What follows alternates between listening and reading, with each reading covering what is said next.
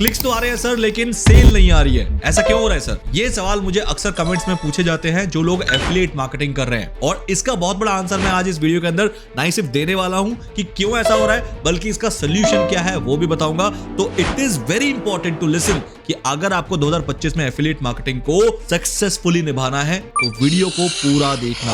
अगर आपके साथ भी ऐसा हो रहा है कि क्लिक्स तो आ रहे हैं लेकिन सेल्स में कन्वर्ट नहीं हो रहा है आपका एफिलिएट प्रोडक्ट, तो उसके अंदर दो बहुत बड़े रीजन शामिल है। नंबर 1, आपका ऑडियंस टारगेटिंग बिल्कुल गलत है। आप अगर पेन बेच रहे हो तो आपकी टारगेटिंग हो रही है एक लेबर को जिसको कभी पेन का यूज नहीं करना है, या फिर अगर आप स्कूल बैग बेच रहे हो तो आप टारगेट कर रहे हो ऑफिस जाने वाले एम्प्लॉइज को, तो वो कभी नहीं बिकने वाला। हालांकि ऑफिस जाने वाले बंदे को वो स्कूल बैग दिखेगा भी, और क्यूरियोसिटी के चलते या किसी और रीजन की वजह से वो क्लिक भी करेगा, आपका क्लिक भी आएगा, ट्रैफिक भी दिखेगा, लेकिन वो सेल नहीं कन्वर्ट होगा। So this is the first major reason जो कि आप लोग गलती करते हैं। एक्चुअली एक मिथ मार्केट में यही है कि बस आप कहीं से भी ट्रैफिक ले आओ सेल हो जाएगा, जो कि अभी यूट्यूब में बहुत सारे एफिलिएट गुरुज ने सिखाया है कि फेसबुक ग्रुप में जाओ और अपने एफिलिएट लिंक को पेस्ट कर दो, लिंक्डइन में जाओ पेस्ट कर दो, खाली आपको अपना एफिलिएट लिंक को पेस्ट करना होता है इधर उधर, आपको मैक्सिमम यही सिखाया गया है। एंड फॉर दैट रीजन हो सकता है कि आज आप ट्रैफिक तो ला पा रहे हो लेकिन चैलेंज फेस कर रहे हो कि कन्वर्जन नहीं आ रहा है। तो जब तक आपका सेल में कन्वर्ट नहीं होगा तो फायदा क्या है आपका इस टाइप के एफिलिएट मार्केटिंग को करने का। सेकंड बहुत बड़ा रीजन वो है कि आप जो प्रोडक्ट बेच रहे हो ना, उस प्रोडक्ट पे ही लोगों को ट्रस्ट नहीं है। मतलब आप उन प्रोडक्ट्स को ज्यादा से ज्यादा पुश कर रहे हो जिन पे अभी तक मार्केट में कोई ट्रस्ट फ्लो ही नहीं बना, उसका ब्रांड एस्टैब्लिश नहीं हुआ, या उस प्रोडक्ट पे कोई जेन्युइन रिव्यू सेटअप नहीं हुआ है। इसके चलते जब आपके ऑडियंस के सामने आपका वो प्रोडक्ट आता है तो वो स्केप्टिकल हो जाते हैं, यार क्या ये प्रोडक्ट लूं या नहीं लूं। 99% के केसेस में ऐसा होता है यार क्यों लूं, क्योंकि इस प्रोडक्ट का तो कभी नाम ही नहीं सुना, या फिर इस प्रोडक्ट में तो रिव्यूज ही नहीं है, या अगर है तो ये बहुत ही बेकार रिव्यूज हैं। तो इस टाइप के प्रोडक्ट जो है ऑडियंस कभी भी नहीं लेते हैं। और मेजरली ध्यान रखना, जो इस टाइप के प्रोडक्ट होते हैं इन पे आपको बहुत ज्यादा मार्जिन दिया जाता है, मतलब कमीशन दिया जाता है। तो उसके चलते आप उस पे काम करना शुरू करते हैं, आप उस पे बहुत ज्यादा मार्केटिंग करते हैं, आप देखते हैं क्लिक्स भी आ रहा है लेकिन सेल नहीं आ रही है। क्यों? क्योंकि उस प्रोडक्ट की ब्रांडिंग अभी एस्टैब्लिश हुई नहीं है, उसका ट्रस्ट मार्केट में फ्लो ही नहीं हुआ है, जिसके चलते 99% क्लिक्स तो आपके ऐसे ही बेकार हो जाते हैं। So this is the second most important reason जिस वजह से आपकी क्लिक्स तो आ रहे हैं लेकिन सेल नहीं आ रहे हैं। तो गाइस अब आते हैं वीडियो के उस पड़ाव में जहां पर हमें करना क्या है, इसका मेन सोल्यूशन क्या है जिससे क्लिक्स भी आए और उसके रेशियो में कन्वर्जन भी अच्छा है। तो चलो स्टार्ट करते हैं आज का ये वीडियो। हाय गाइस, मैं ऋषिकेश रॉय स्वागत करता हूं आपका एक और वैल्यूएबल वीडियो में, जहां पर हम एआई, मनी मेकिंग ऑनलाइन और डिजिटल मार्केटिंग पे ढेर सारी बातें करते हैं और बेस्ट से बेस्ट अपडेट लाने की कोशिश करते हैं। चैनल को सब्सक्राइब नहीं किया है तो बेल आइकन के साथ कर लो, क्योंकि एक भी कंटेंट मिस होना मतलब अपने स्मूथ करियर के साथ खिलवाड़ करना। और हाँ, अभी लाइक करो ना करो लेकिन वीडियो को छोड़ने से पहले लाइक जरूर कर देना, क्योंकि इतना इंफॉर्मेटिव कंटेंट आज मैं आपको देने वाला हूं। तो गाइस द सॉल्यूशन नंबर 1 कि आपको राइट ऑडियंस टारगेटिंग कैसे करनी है, तो उसके लिए मैं आपको अपने कंप्यूटर स्क्रीन पे ले चलता हूं और आप लोगों के लिए एक टेबल बनाया है। वो टेबल कैसे हेल्प करेगा आइए पहले मैं आपको दिखाता हूं फिर बताऊंगा। नंबर 1, ये जो टेबल है ध्यान से एक बार आप देख लो इसके column names, platform, audience, tentative age, gender targeting और सुइटेबल निशेस। अब ये करता क्या है ये टेबल, आप समझने की कोशिश करो। इस टेबल से हमें ये समझ आना चाहिए कि कौन सा एफिलिएट प्रोडक्ट किस ऑडियंस के लिए सुइटेबल होता है, ताकि हम वही उसको टारगेटिंग करें। सबसे फर्स्ट है प्लेटफॉर्म, कि किस प्लेटफॉर्म पर टारगेट किया जाए। सेकंड, उस ऑडियंस का टेंटेटिव एज जो है वो क्या है। थर्ड, क्या जेंडर हो सकता है उसका। और फोर्थ, कि आप जिस निच का प्रोडक्ट बेच रहे हो उसी पर्टिकुलर ऑडियंस को टारगेट किया जाए। नाउ आप इनमें से देख सकते हैं कि क्या आपकी टारगेटिंग जो हो रही है आपके प्रोडक्ट की वो सही हो रही है या नहीं हो रही है। एग्जांपल के तौर पे, अगर आपका प्रोडक्ट फैशन है या ब्यूटी है या ट्रैवल है, तो क्या आप इंस्टाग्राम में ही सेल कर रहे हो, क्योंकि इंस्टाग्राम में ही आपको राइट ऑडियंस मिलती है जो कि 18 से 35 ईयर्स ओल्ड होते हैं, और यहाँ पर दोनों जेंडर के आपको ऑडियंस मिलते हैं, लेकिन फीमेल स्लाइटली ज्यादा आती है। तो अगर आपका प्रोडक्ट ये है फैशन, ब्यूटी, ट्रैवल, तो इंस्टाग्राम में टारगेटिंग शुरू कर दो, और खासकर 18 से 35 साल के लोग जो हैं वो ज्यादा कन्वर्ट होने के चांसेस रखेंगे। देन अब आते हैं टेक। क्या आप टेक, DIY या software as a service in products की एफिलिएट मार्केटिंग कर रहे हैं तो guys YouTube is the best platform और एज ग्रुप है ये और टारगेट दोनों को कर सकते हो। नाउ अब बात करते हैं वायरल प्रोडक्ट्स। अगर आपके पास ऐसा कोई प्रोडक्ट है जो कि वायरल हो गया इस टाइम पे या फिर फैशन रिलेटेड कोई प्रोडक्ट है तो आप टिकटॉक का भी इस्तेमाल कर सकते हो। क्या टिकटॉक तो अभी इंडिया में नहीं है लेकिन वर्ल्ड वाइड तो धमाका मचा रहा है ना। अब अगर आप यूएस के एफिलिएट मार्केटिंग करना चाहते हैं तो TikTok is the best platform. तो यहाँ पर एक आउटकम ये भी निकल के आता है कि अगर मैं फैशन के नीचे पे काम कर रहा हूं तो मैं इंस्टाग्राम और टिकटॉक दोनों पे कर सकता हूं। नाउ अब अगर SaaS की बात करें, फाइनेंस की बात करें या DIY की बात करें तो गाइज इसमें आप ब्लॉग्स भी लिख सकते हैं क्योंकि ब्लॉग्स जो है उनका जो टारगेटिंग एज ग्रुप होता है वो 20 से 50 साल के लोग जो है आराम से पढ़ते हैं, दोनों जेंडर के पढ़ते हैं। तो आप SaaS, फाइनेंस, DIY इनमें ब्लॉग का भी इस्तेमाल कर सकते हैं कि आप कंटेंट लिख रहे हैं लेकिन उसमें आपको SEO करना आना चाहिए क्योंकि विदाउट SEO आपका कंटेंट जो है वो रैंक नहीं करेगा, रीच नहीं आएगी और फिर क्लिक्स नहीं आएंगे तो सेल नहीं होगी। तो इसीलिए कंटेंट वहां पर टेक्स्ट फॉर्म में चलेगा तो आपको लिखना आना चाहिए और उसका SEO करना आना चाहिए। देन आते हैं Pinterest, LinkedIn, Facebook, Twitter। Guys इस पर्टिकुलर टेबल का स्नैपशॉट ले लो क्योंकि ये एक जबरदस्त इंफॉर्मेशन है उन एफिलिएट मार्केटर्स के लिए जिनके क्लिक्स तो आ रहे हैं। उसका फर्स्ट रीजन ये टेबल है। इस टेबल को देख के अगर आप एफिलिएट मार्केटिंग करोगे तो गाइस आपके चांसेस जो है 50% बढ़ जाएंगे कि सेल्स आ जाए। देखो इस टेबल के अकॉर्डिंग मैंने Quora, Reddit, Tumblr, Medium, podcast, Telegram, Snapchat सबको कवर कर रखा है सो दैट आपको कोई भी प्लेटफॉर्म ऐसा ना लगे कि यार मैं इसमें करना चाहता था और मुझे इसमें आइडिया नहीं मिला। मैंने सबके लिए यहाँ पर एज ग्रुप तक लिख दिया है कि अगर आप इस पर्टिकुलर प्लेटफॉर्म को टारगेट कर रहे हो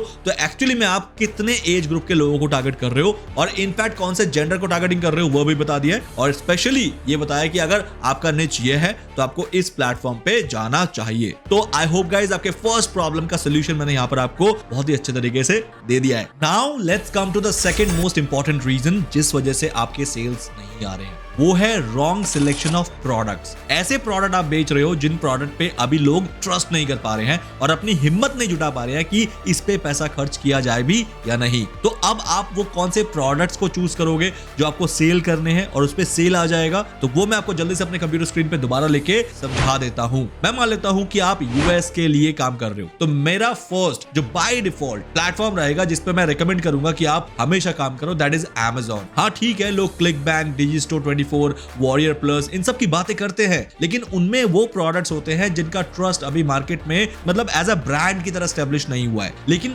Amazon हर प्रोडक्ट जो है वो Amazon के अंडर आता है तो यानी Amazon का जो ट्रस्ट है वो सबसे हाई एंड पीक पे है। तो यहाँ पर कोई भी प्रोडक्ट हो वो बिकता Amazon के नाम से है। ट्रस्ट का तो यहाँ पर इशू ही नहीं है, आराम से बाय कर लेंगे। लेकिन अगर आपको Amazon पे भी प्रोडक्ट बेचने हैं तो ये 4 फिल्टर्स बताता हूं। उन फिल्टर्स को लगाने के बाद जो प्रोडक्ट निकल के आएंगे उन पे आंख बंद करके काम शुरू कर देना। एग्जांपल के तौर पे मैं मान लेता हूं कि मैं टेक निच पे काम करने वाला हूं। तो टेक निच पे काम अगर मुझे करना है तो मुझे यहाँ पर टेक प्रोडक्ट्स ही ढूंढने हैं, मैं किसी और प्रोडक्ट को तो ढूंढूंगा नहीं। तो फर्स्ट फिल्टर जो आप यूज करोगे वो है गाइज ऑल पे जाओ, बेस्ट सेलर्स को क्लिक करो क्योंकि बेस्ट सेलर ही वो प्रोडक्ट होते हैं जो Amazon खुद उसको सेल ज्यादा देता है बिकॉज ये ज्यादा बिक रहे हैं जिससे Amazon को प्रॉफिट हो रहा है। तो Amazon कहता है इसे ही बेचो ना जब इसमें इतना सेल आ रहा है। तो खुद जब Amazon ही बोल रहा है कि ये बेस्ट सेलर है तो इसका मतलब अगर मैं काम करूंगा तो मेरा भी बिकेगा बाय डिफॉल्ट। तो अब मैं यहाँ पर क्या करूंगा, बेस्ट सेलर कैटेगरी में आके टेक पे जाने की कोशिश करूंगा। अब टेक यहाँ पर कंप्यूटर्स एंड एक्सेसरीज हो सकते हैं, कैमरास एंड फोटो प्रोडक्ट्स हो सकते हैं, सेल फोन्स एंड एक्सेसरीज हो सकते हैं, इलेक्ट्रॉनिक्स हो सकते हैं। तो इन कुछ कैटेगरी को बेस्ट सेलर के अंदर आप चूज कर सकते हो। एग्जाम्पल के तौर पे मैं यहाँ पर इलेक्ट्रॉनिक्स पे क्लिक करता हूँ। अब मैं इलेक्ट्रॉनिक्स पे तो आ गया तो क्या मैं इन सबको बेचना स्टार्ट कर दूं एज एन एफिलिएट प्रोडक्ट? नहीं। अब हम यूज करेंगे सेकंड मोस्ट इंपॉर्टेंट फिल्टर, वो है आपका रेटिंग। दोस्त ये ध्यान रखना कोई भी ऐसा प्रोडक्ट नहीं बेचना जिसका रेटिंग 4 से कम है। देन थर्ड फिल्टर है नंबर ऑफ रिव्यूज,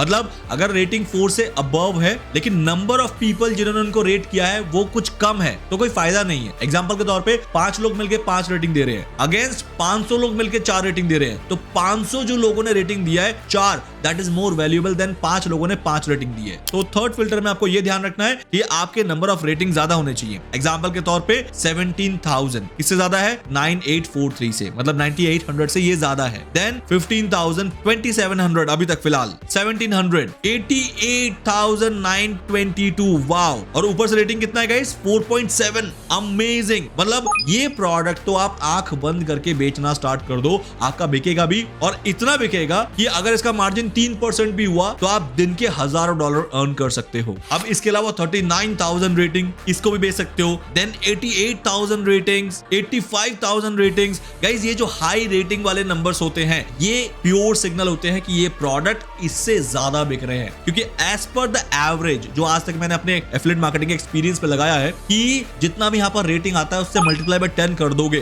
तो उतना वो प्रोडक्ट बिका है। एग्जांपल के तौर पे अगर ये 48,157 इसकी रेटिंग दिखा रहा है तो मल्टीप्लाई बाय 10 कर दो, यानी 4,80,000 यूनिट इस प्रोडक्ट के बिके हैं। अब आप बोलोगे इसका क्या मतलब हुआ? इसका मतलब ये हुआ, हम सब जानते हैं कि हम Amazon से प्रोडक्ट लेते हैं लेकिन क्या हम रिव्यू करते हैं? तो 10% ही रिव्यूज आते हैं किसी प्रोडक्ट में, 10 में से एक बंदा रिव्यू करता है, तो यानी 10% का एवरेज हुआ। तो मैं किसी भी प्रोडक्ट के रेटिंग को मल्टीप्लाई बाय 10 करता हूं तो मुझे एक टेंटेटिव आइडिया लग जाता है कि वो प्रोडक्ट कितना बिका होगा। And the fourth filter is, वो आपको इसके अंदर जाके पता लगेगा। Now click here, then go to the ratings and guys यहां पर आके देखो कि आपका जो ये 5 स्टार रेटिंग है ये अगर 70% से ऊपर है तो गाइस आपके हो गए बल्ले बल्ले। यहां तो 84% है, मतलब माइंड ब्लोइंग रिव्यू है, बट ये 70% तो मिनिमम होना चाहिए और 1% और 2% की जो रेटिंग है ये दोनों मिला के 10% से ऊपर नहीं जाना चाहिए। इसके पीछे का लॉजिक ये है कि अगर ये प्रोडक्ट जो है ये 5% रेटिंग ज्यादा ला रहा है, 70% से ज्यादा ला रहा है,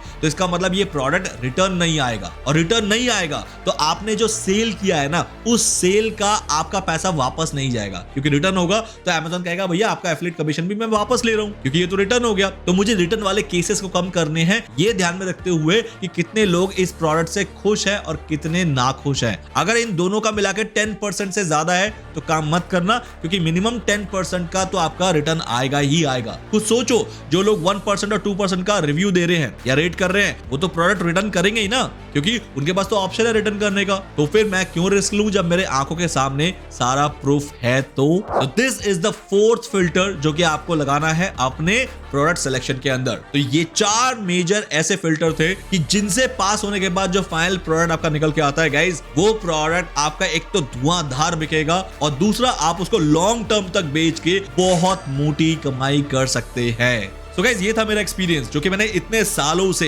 एफिलिएट मार्केटिंग करने के बाद जो ज्ञान जुटाया है वो मैंने आप लोगों को एक ही वीडियो के अंदर दे दिया है, वरना आपको ये करके देखने में ही 4-5 साल लग जाते कि ये चीजें ऐसी भी सोचनी होती है। तो गाइस इसीलिए मैं कहूंगा ये वीडियो सच में आपके लिए वैल्यूएबल था। अब मुझे नहीं पता आप में से कितने लोगों को ये फीलिंग आई होगी कि ये जो मैंने बताया है स्टैट्स और डेटा वो कितना प्रीशियस है, ये आपको लगा है या नहीं लगा है, यू डिसाइड। बाकी मैं बोलना चाहूंगा कि आज जो मैंने 2 रीजन दिए हैं गाइस, इन दोनों रीजन पे काम करना स्टार्ट कर दो, देखना आप 2025 में एफिलिएट सेल्स नहीं सिर्फ निकालोगे, भर भर के निकालोगे। नंबर 1 कि आपको राइट ऑडियंस टारगेटिंग आनी चाहिए, कौन से प्लेटफॉर्म पे किस एज ग्रुप को टारगेट करना है, उसके लिए कैसा कंटेंट होना चाहिए, दैट इज नंबर 1। और सेकंड, उन ऑडियंस को कौन सा प्रोडक्ट बेचना है, उस प्रोडक्ट के मैंने प्रॉपर फिल्टर्स बताए हैं, उन फिल्टर्स को लगाने के बाद जो प्रोडक्ट आएंगे इस ऑडियंस को दिखा देना, देखना आपका ताबड़तोड़ सेल निकलना स्टार्ट हो जाएगा। That is I am giving you my words on record, क्योंकि मेरा एक्सपीरियंस कभी भी गलत नहीं हो सकता कि मैं खुद यही कर रहा हूं। That's all for the day guys. I hope आज की वीडियो आपने एंजॉय की होगी और कुछ ना कुछ सीखा होगा। तो अगर अभी तक आपने वीडियो को लाइक नहीं किया था, लाइक कर दो, और कुछ भी अगर आपका सवाल है, क्वेरी है मुझसे, तो मुझे कमेंट करो, देखो मैं रिप्लाई जरूर करूंगा। चलो मिलते हैं नेक्स्ट वीडियो में, तब तक के लिए गाइस यूं ही मुस्कुराते रहिए और दिमाग ठनकाते रहिए मेरे ऐसे ही जबरदस्त कंटेंट्स के साथ। Bye guys, see you.